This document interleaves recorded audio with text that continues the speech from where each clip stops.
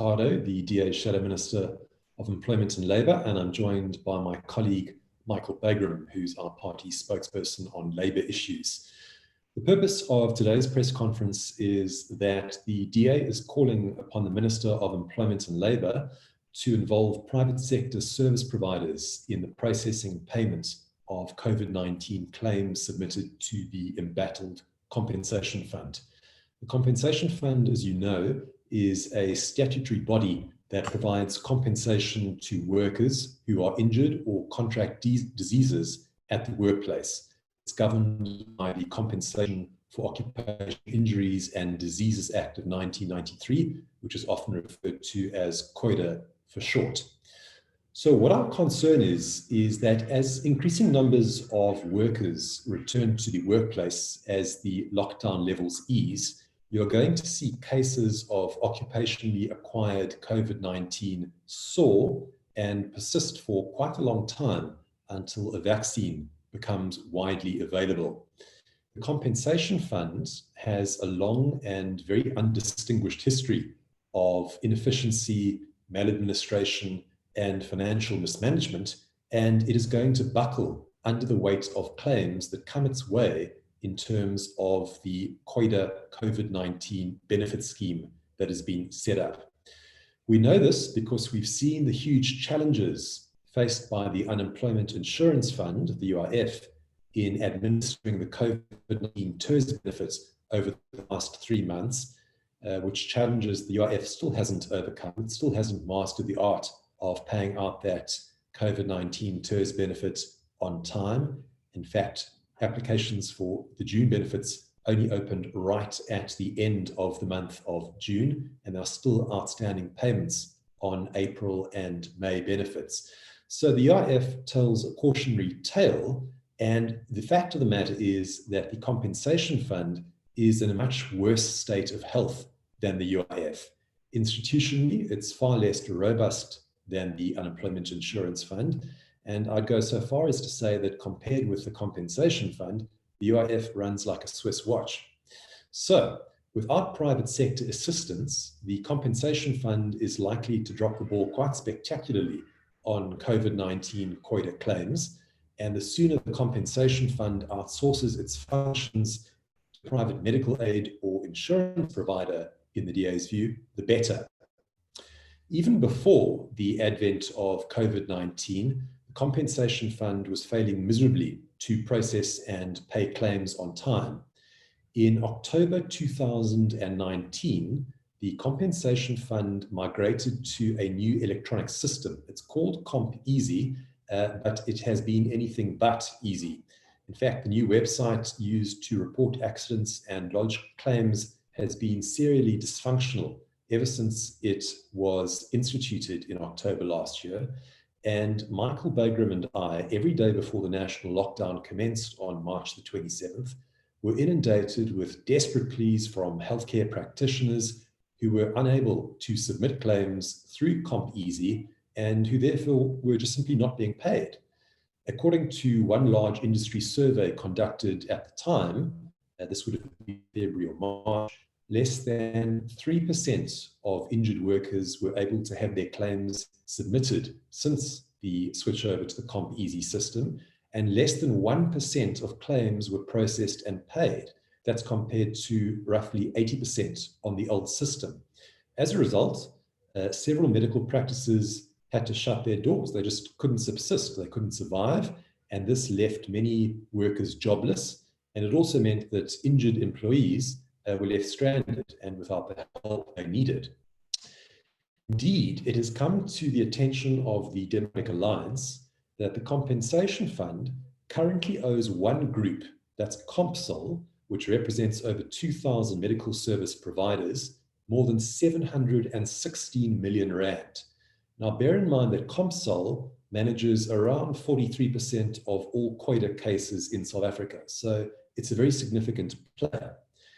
In terms of a court order, the Compensation Fund has to pay or reject, with valid reasons, medical invoices within 75 calendar days, but this hasn't been happening.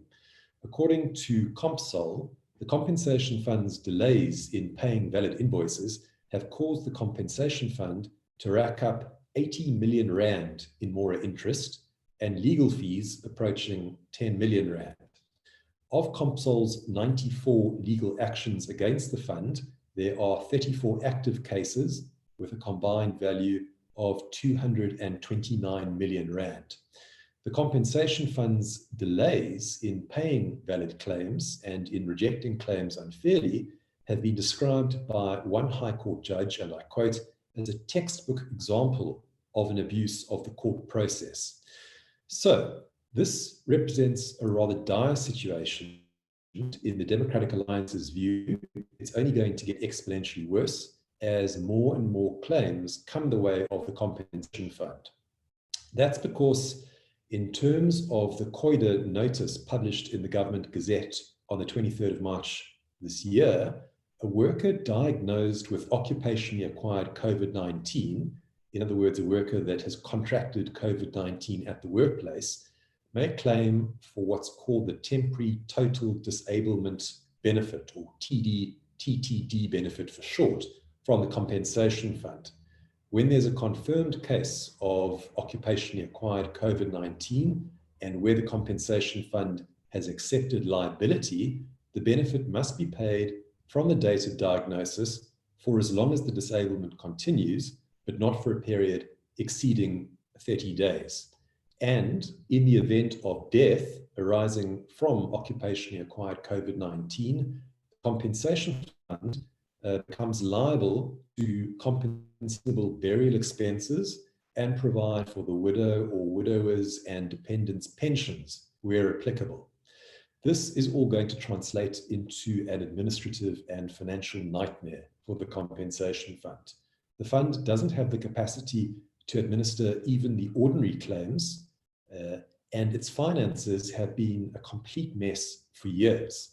In 2018-19, the Auditor General was unable to determine the accuracy of benefits paid by the fund to the tune of 5.4 billion rand, couldn't determine the accuracy of irregular expenditure of 769 million rand, fruitless and wasteful expenditure of 452 million rand, outstanding claims non-current of 9.4 billion rand, current outstanding claims of 1.6 billion rand, payables from exchange transactions of 219 million rand, and payables from non-exchange transactions of 866 million rand.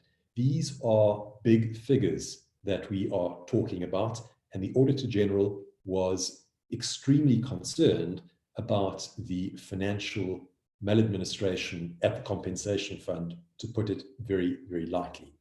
So what we as the DA are saying is, given all these factors, the Minister of Employment and Labour needs to come clear on whether he has engaged any private medical aids or insurance providers to assist the compensation fund in processing and paying COVID-19 COIDA claims. You'll recall that at one stage, he did reach out in the case of the Unemployment Insurance Fund. And if he hasn't done this in the case of the compensation fund, he should do so post haste. In fact, the compensation fund should outsource the administration and payment of COVID-19 COIDA claims to the private sector so that the welfare of sick workers and their families can be assured. We need to prevent a recurrence of the Unemployment Insurance Fund's COVID-19 TERS disaster at all costs. So that's the message from the DA today. Hand over the processing and payment of COIDA COVID-19 claims from the compensation fund to private sector service providers. And I'm going to hand over now to my colleague, Michael Bagram, who will flesh out some of the technicalities and talk to other issues which the compensation fund has been experiencing. Thanks very much. Thank you, Dr. Carter. If I can then begin straight away, it's Michael Bagram. I'm the Labour spokesperson for the Democratic Alliance. Dr. Carter has very carefully and I think succinctly outlined the real issues that we're starting to see at the workplace. And in reality, for 25 years, the fund has been absolutely incompetent. They've quite radically messed up all the claims that are coming through. even those that they're actually dealing with, they seem to have messed them up as well.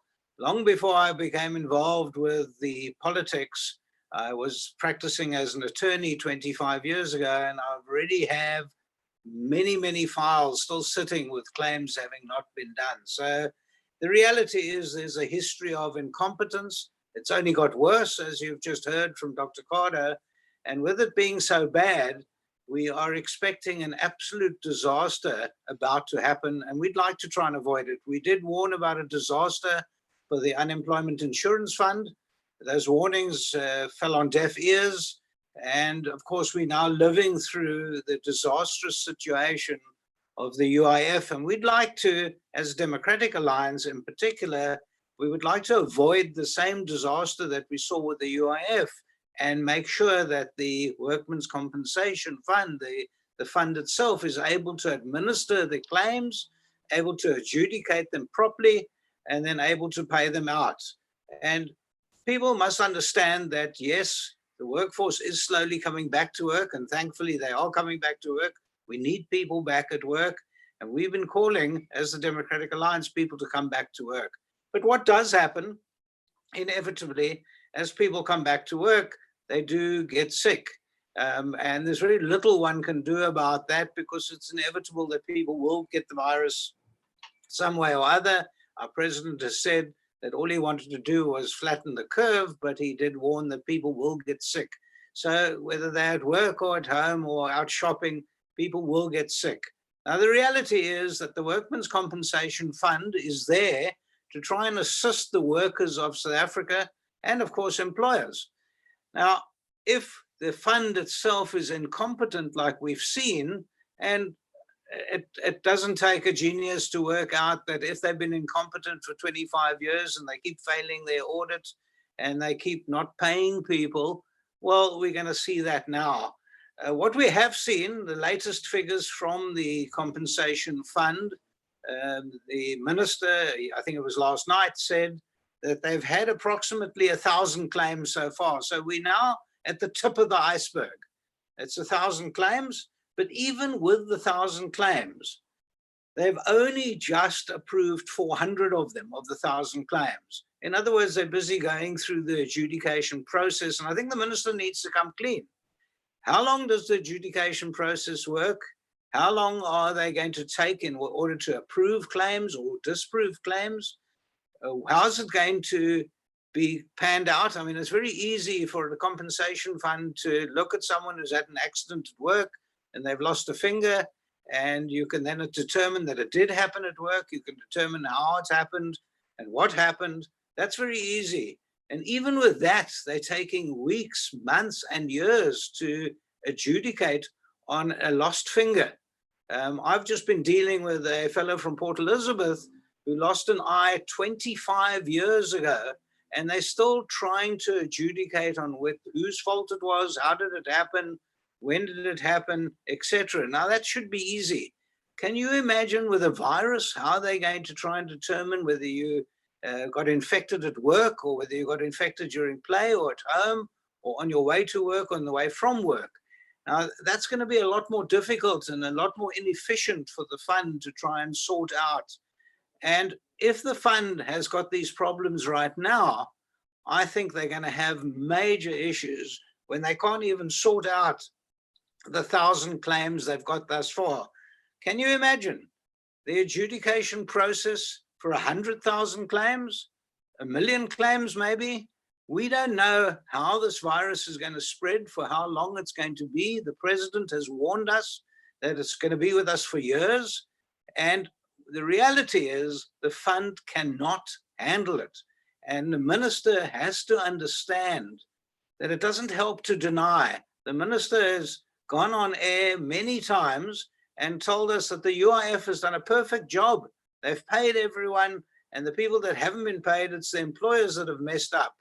Well, you can keep repeating the lie. That doesn't help. It doesn't help to say it's the employers who messed up, because you're going to say the same thing, Mr. Minister, with regard to workmen's compensation. So my message to employers is, first of all, first and foremost, make sure everyone at the workplace is registered with the UIF and the compensation fund. make sure you've paid up your monies for the compensation fund, that you have a certificate of compliance, because we don't want the fund to say, well, you haven't paid, so we're going to deny any culpability. That's the first thing. The second thing is the message to employees is to make sure that you adhere to all the regulations, the cleaning of the hands, the distancing, the masks, everything of that nature. And if there is a problem, report it. I know the minister said that if people are living in dangerous circumstances, they mustn't go to work. That's not correct. What they must do is raise it at work, raise the issue at work, raise the problems, a grievance, tell the Department of Labor, tell the Department of Health, but raise the issues. Don't just not come to work. So that's the first issue. Well, what does happen then? Someone comes to work and they get ill. They say that no one in the home has got COVID. They must have picked it up at work or to and from work, and they're still covered by workman's compensation, traveling to work in a taxi, traveling back home in a taxi or on a train or on a bus. You are still covered by workman's compensation. And you would then report that, your employer would report it, you'd be tested, and if you're positive, the fund has to cover you for those first 30 days. Thereafter, it's a slight problem, because have you got medical aid? Is the employer prepared to pay something? That's a real issue. The other issue is, if you're sick for longer than the 30 days, then what happens is the employer has to pay your salary. They are obliged for 3 months to pay your salary to you, and thereafter claim it back from the fund. Now, what we do know, and I've been dealing with this now for over 25 years, is that during this last 25 years, when you claim the salary back from the fund, well, you just don't get it. The employer doesn't get it. For whatever reason, we don't know. They're normally just silent. And so I'm not so sure how many employers will be able to fund 3 months worth of salary to a workforce. Let's say 10% of the workforce has to go off because they've now caught the virus and they have to stay at home. I'm not so sure how many businesses, especially small businesses, are able to fund 3 months worth of salary. And that's going to be a problem as well. It's a problem that we don't have a solution for, but we should be talking about it. We should be tackling it. The minister is silent. He doesn't want to discuss any of these issues. As currently advised, the Labour Ministry does not seem to have a plan. They are just seem that there's going to be business as usual. Okay, they said, we've got 1,000 claims, we've adjudicated 400, we are repudiating some of them. They don't give reasons as to why they've repudiated. So you can imagine what's going to happen, the havoc that's going to happen, unless, like Dr. Cardo has suggested, one of the private medical aids or the private insurance companies comes on board and helps to sort this out properly. They are able to do it. The private funds are able to do it. They deal with it all day efficiently and properly. If they're going to deny or repudiate a claim, they'll be able to tell you why and what the problem is. We're not going to get that sort of efficient service at all from the fund. Also, what we're expecting to happen is that the fund is going to start repudiating on a haphazard basis. We're going to expect the fund to say, sorry, we've turned this down, without actually going through a proper adjudication process. Because when they get in 100,000, 200,000 claims, and they've got a handful of people who can adjudicate, how are they going to ever do that unless we're going to hear about it in 2 years' time as to whether they're going to accept it or not? Who pays in the meantime? The workforce of South Africa are going to suffer.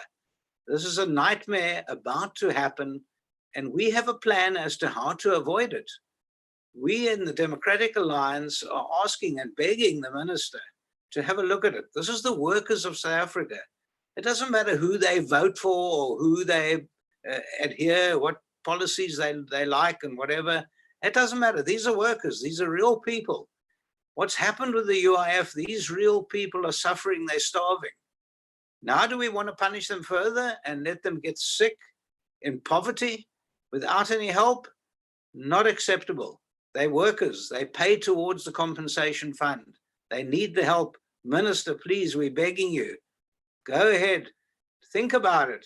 Do something and listen to, at least, if not us, to the medical advisors who are now refusing to see the people who are coming and saying it's workmen's compensation claims.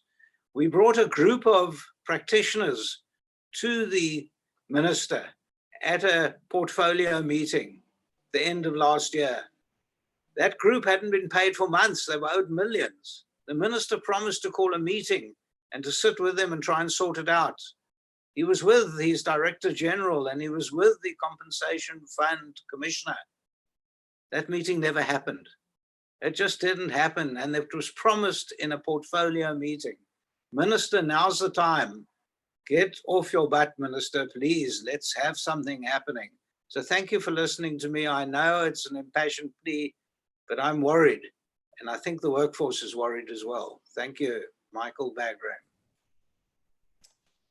Thanks, Michael. If we can hand it over to questions. If anybody is online and would like to pose us a question, please go ahead by raising your hand or even just speaking over me. Yes, Michael, it's Linda. I'd like to ask a question. Thank you. Go ahead, Linda. Those figures, Michael, that you got from the minister about the number of claims, where did he make that announcement, or how do you get those figures? And then to the other, Michael, on the ComSol figures, is that reliable? Can we quote it? How did you get the ComSol figures? Thank you. If I may answer first, those figures that the minister announced, I heard it on radio and I can't remember which station, but I also seen it that's been reported in two of your sister newspapers this morning. So you'll see the articles there. So they quoted the minister directly. I presume they quoted him correctly, and I presume the radio stations got it correctly. It was just under 1,000 claims, and they've accepted liability for 400. The others, they're still in the process of adjudication. They didn't tell us how long and how many weeks they're going to take to adjudicate. So I hope that answers your question. I didn't hear the minister himself say it, but it's been quoted in 3 sources. I can give you the sources if you want. Linda, regarding your question about the figures I quoted in relation to ComSol, those come straight from the horse's mouth, and I'm sure you could verify them with ComSol. ComSol, as I mentioned in the course of my statement, has taken a number of actions against the compensation fund, and some of those facts and figures will be part of a court record. And certainly that quote from the High Court judge who referred to the compensation fund using the courts to drag things out and delay payments and delay the rejections of valid claims forms part of a court judgment. Can I just also add to that? I sent those figures and those statements from ComSol to the commissioner, the Workmen's Compensation Commissioner, Mr. Mafata. He wrote back to me saying he's in receipt. He didn't deny any of it. We've written to him. He hasn't denied any of it. The answer I received was they're going to sit with them and try and work this all out so that they can have a solution. Like I said, we had a meeting with the minister and the commissioner. They then promised quite faithfully on at least 2 occasions at that meeting, and I think you were there, Linda, or some of your colleagues were there. They promised to have this meeting. It just didn't happen.